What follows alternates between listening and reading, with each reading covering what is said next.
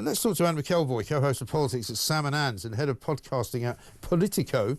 Story in The Sun today, £2.5 billion double tax whack for firms. Worried firms are bracing themselves for yet another double whammy on the business rates, which is going to come very, very shortly. Tories last night warned thousands of struggling firms would be crippled. Anne, a very good morning to you. Morning. So, I mean, we've had the summer holidays. I just learned from our last guest that Yvette Cooper's apparently going around on trains all around Europe, which is very nice for her. Keir Starmer's back from his holiday, but there's not much good news out there, is there?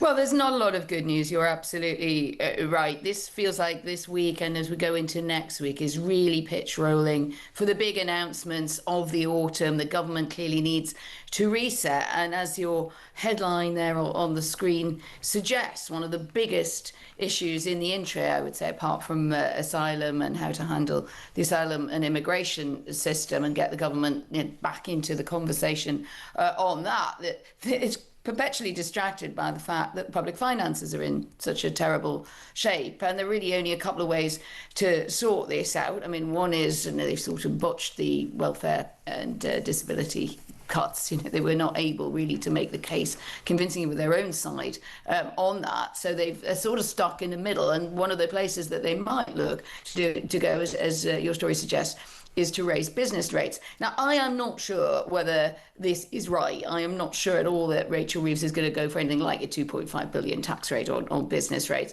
But I think we're already seeing the high street suffering. We're seeing hospitality. Funnily enough, just in the Gap point before I came on, I was looking to book a restaurant to celebrate a family birthday at the end of the week, only to find out, that it had closed. Oh, really? God. Once a very thriving restaurant.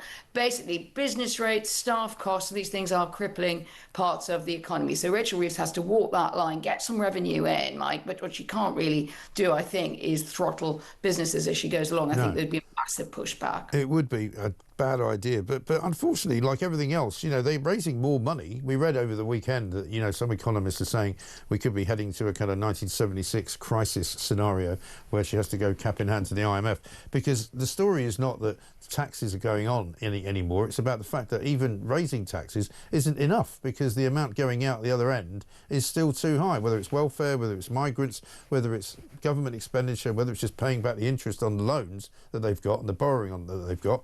They can't raise enough tax to even out the curve.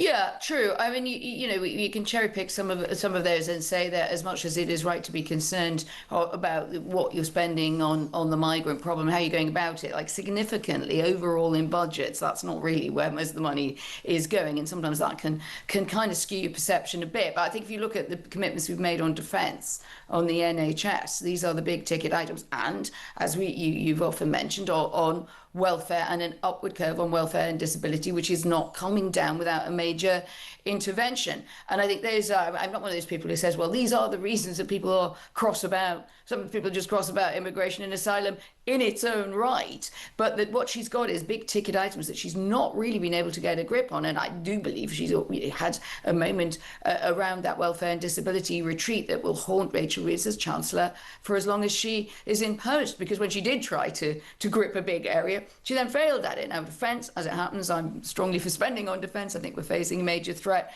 But this is where the money is being pledged to come from, and there is not enough of it around. Some of it is going to be raised through taxation. I mean, no doubt about it. I think what will happen is we'll see those rates, those limits and the margins will just be frozen, and inflation will continue. So on the same amount of money, you'll pay more tax, but no one will formally have put up your tax. But I mean, all of these amounts... message for this sunny morning.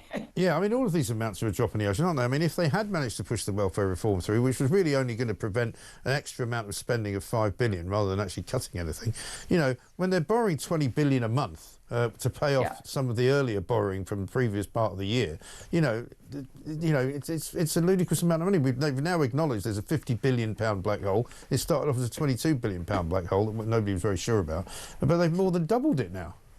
I don't really believe in Bart Hales. You know, I think they're a construct, and the government used.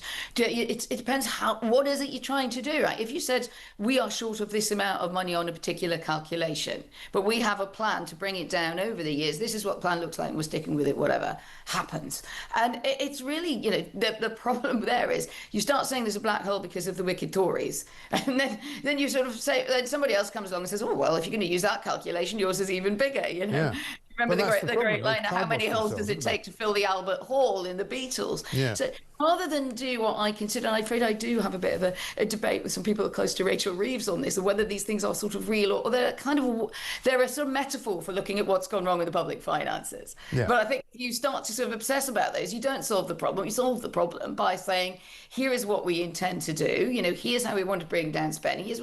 We haven't talked enough about the fact that the economy needs to be more productive. It needs to be more innovative, as I say, having been in the US, innovative. It needs, you know, we need a rebook of what we do, and we need to be realistic about what we can do as a country. And at that point, frankly, if someone said, well, you've still got a gap going forward of 20 billion, I know these are, you know, billions are big amounts, but that would not bother me because you've got an answer that you're pursuing. It's when you don't have an answer you're pursuing and all you do is then spam out different figures saying, well, it's a big figure, but it's not as bad as France. You know, then I think we're looking like we haven't got a narrative. Yeah, I think that's exactly what we don't have, and that's the problem. And because they've tried giving us the BS narrative, and everybody's now seen through it. But Anne, good to talk to you. Thank you very much indeed. Anne McElvoy, co-host of Politics at Sam and Anne's, head of podcasting at Politico. Glenys in Leicester says, Mike, so it took the Tories 14 years to create a so-called £20 billion black hole. Now it's taken Labour 14 months to triple it. Brilliant. Must be a world record in fiscal incompetence. Exactly right. Vicky says, if we were really deporting any of these illegals, we'd know about it. It would be all over the TV. There's no way they wouldn't take the opportunity to show us all they're doing something. Great show, as always. Well, shall we have a look at what Starmer said he was doing with the migrant deal? This is what he said in July about how we were going to benefit. So I'm pleased to announce our agreement today on a groundbreaking returns pilot. For the very first time, migrants arriving via small boat will be detained and returned to France in short order.